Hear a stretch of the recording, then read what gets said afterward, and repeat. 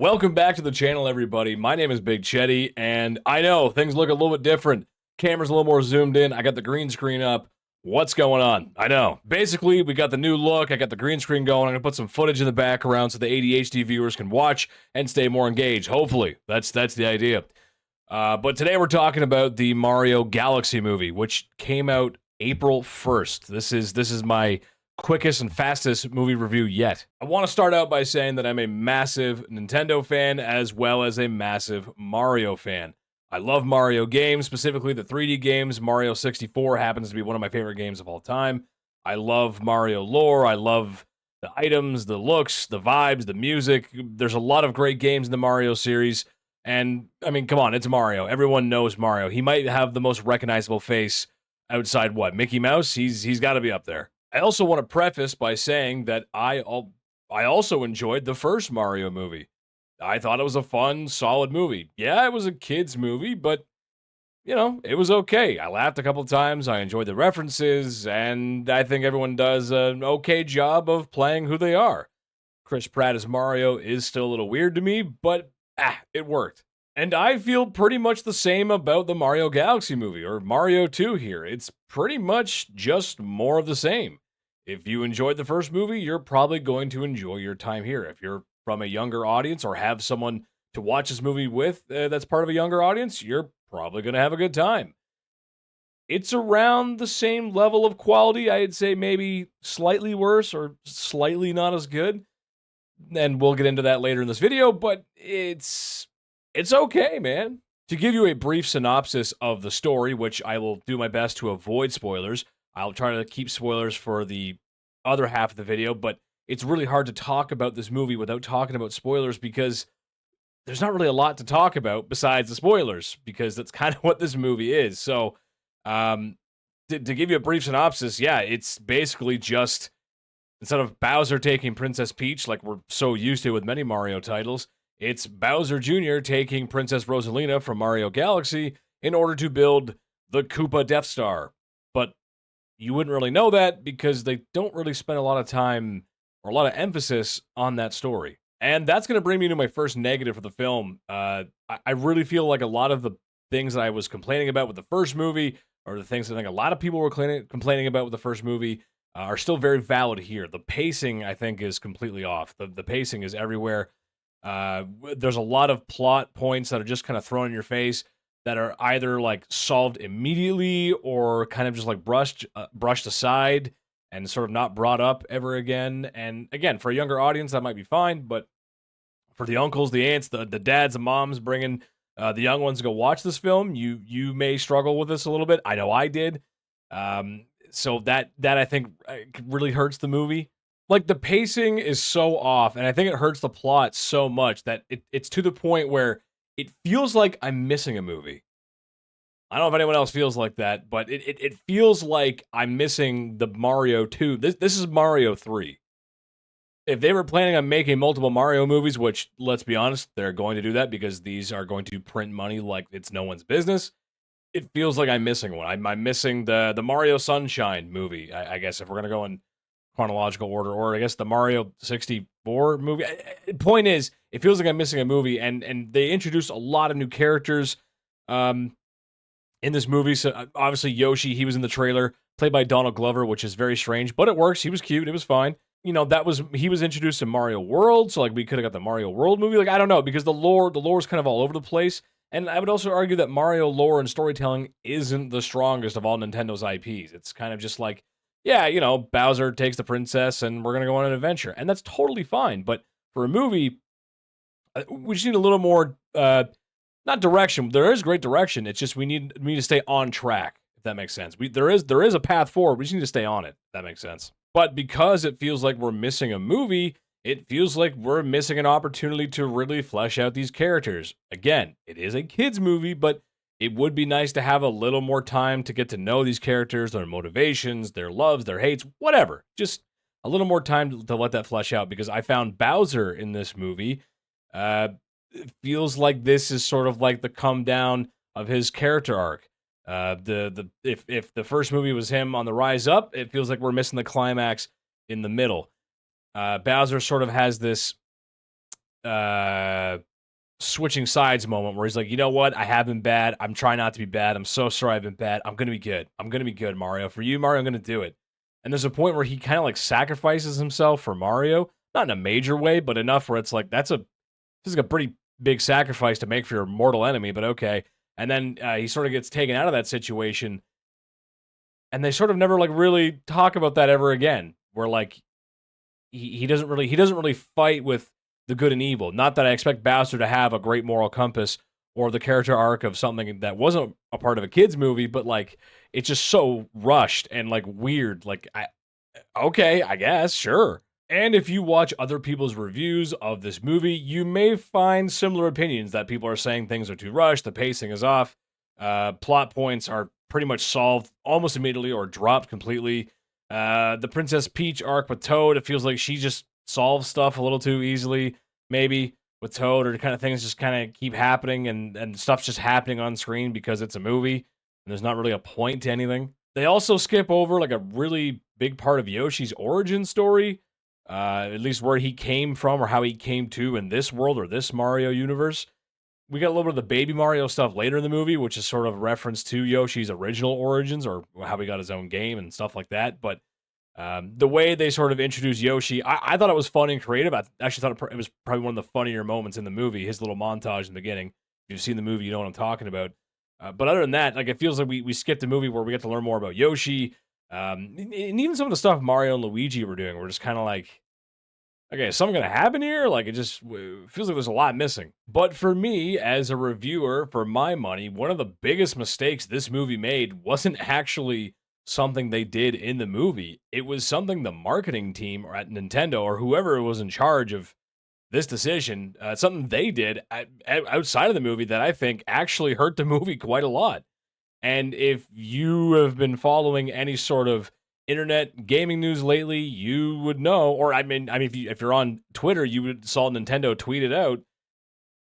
Fox McCloud is in this movie. Fox McCloud of Star Fox fame, another Nintendo IP, is a character in this movie, not just a cameo. I was trying to avoid all spoilers for this movie because a reason I'll get to later on, but I wanted to enjoy my experience without being spoiled, and I do think there's a bigger picture idea going on here. But having Nintendo or Illumination or, again, whoever was in charge of that marketing to post a poster for the movie of Fox McCloud saying, oh, yeah, by the way, guys, Fox McCloud's in the movie. That would have been such a better surprise for viewers in the film because nobody saw that coming. We all kind of have an idea that, oh, we might see some other characters and there might be some references. Fox McCloud was never on that list. Fox McCloud is a very popular character amongst Nintendo fans, but as of recent gaming history, he hasn't had the best of luck. His last couple games really weren't that good, and Fox games, well, they don't really come out very often. I mean, you can argue that with all Nintendo's games right now because they just haven't made a lot recently. But if, of all the games, of all their IPs, Fox does not get a lot of love. So this would have been a complete surprise for people. And to be honest, I thought he was great in the movie. Voiced by Glenn Powell, kind of a surprise voice actor for that. And that's kind of the that's kind of this movie in a nutshell. Is like, sorry, who's voicing that character? What? Pardon me. But it was a really good job, I thought. I thought Fox worked really well for what he was there to do. He was sort of a glorified cameo, but he had a little bit more to do, and how he was introduced sort of makes sense. And it makes me think that we are going to see some more cameos, or perhaps some more characters from Nintendo's IPs coming to, I guess, help defeat Bowser and help Mario. It just feels like a very baffling decision to do that to Fox, or to do that really to viewers, to just be like, oh yeah, by the way, there's Fox, when I feel like if most people in the audience hadn't have known that, we would have been freaking out, and there'd be a lot more people talking about this movie. For me, it took a solid point off my rating of this movie, like easily, because like I was like, oh yeah, there he is, because I know he's gonna be there, and he did a decent amount of stuff. He kind of had more to do in the movie than Rosalina did, and it's kind of her movie, so I haven't spoken too much about the visuals and the audio and the score in this movie because a lot of other people are talking about it, and pretty much everything they're saying about it is true. The visuals in this movie are fantastic. Illumination does a fantastic job with the animation. The action scenes look fantastic. All the characters look great. They're still traditional and still iconic characters that look the way they should, but also like you can see the individual hairs on Fox on Mario's mustache. They look great. The facial expressions are great, and the music here is just awesome. I should have done more research and figured out exactly who the composer was. If there's an official soundtrack, I'm going to listen to that on Spotify or wherever it is available because it was so well done. Sort of mixing and comprising these classic Nintendo songs and music that everyone's so familiar with, while sort of mixing it into this over the top cinematic experience that you're like, wow, okay. And especially Fox's music. Fox's music was incredible to hear. That music that really, for my money, for I feel like for most people, you just hear it in Super Smash Brothers, and you're like, oh yeah, okay, that's that song. But to hear it on the big screen was awesome. It was just so well done, and it sounds great. It's such a cathartic soundtrack. These are very very nostalgic sounds, but also just very very good music. And it you can't knock the movie here for that. It's just awesome stuff. Okay, but now we're gonna talk about the Snorlax in the room because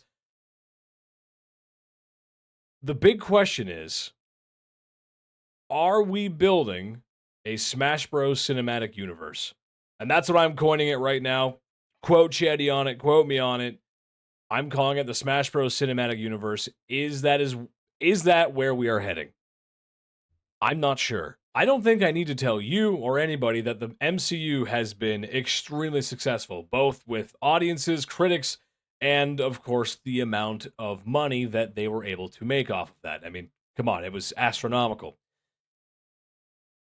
And it's really hard not to feel the same way now, hindsight, of course, in the way that the first couple Iron Mans made us feel when those released. To have Nick Fury appear in a post-credit scene for Iron Man was massive. I cannot tell you how important that scene really is because it paved the way for the next 10, 15 years. I mean, Marvel movies in general now are the reason why people are like, "Hey, is there a post credit? Are we staying?" I'm like, "Okay, we're staying." So, in my opinion, I think a Smash Bros. Cinematic universe is a fantastic idea. Not just because I want to see my all my favorite characters on the big screen, but because it's what a lot of audiences are used to now, and it's kind of what a lot of audiences expect. And Nintendo owns a lot of great IPs that are included in the Super Smash Bros. Series, and they really could have something special on their hands here. I've been theorizing in my head since I saw the first Mario movie when Princess Peach was looking up into the sky and saying, you know, there's lots of universes out there. I thought that was Nintendo sort of going, hey, buddy, guess what? We're gonna get to it, kind of thing, if that makes sense. Sort of a little teaser for what's to come. And this movie, I think, is a good example of the next step. I mean, we have Fox McCloud in this movie, and really no one was expecting that. So who knows what's next? But I can tell you they will have to be careful. These Mario movies are fun, they're okay, but they have a certain tonality to them. There's a certain feeling to them.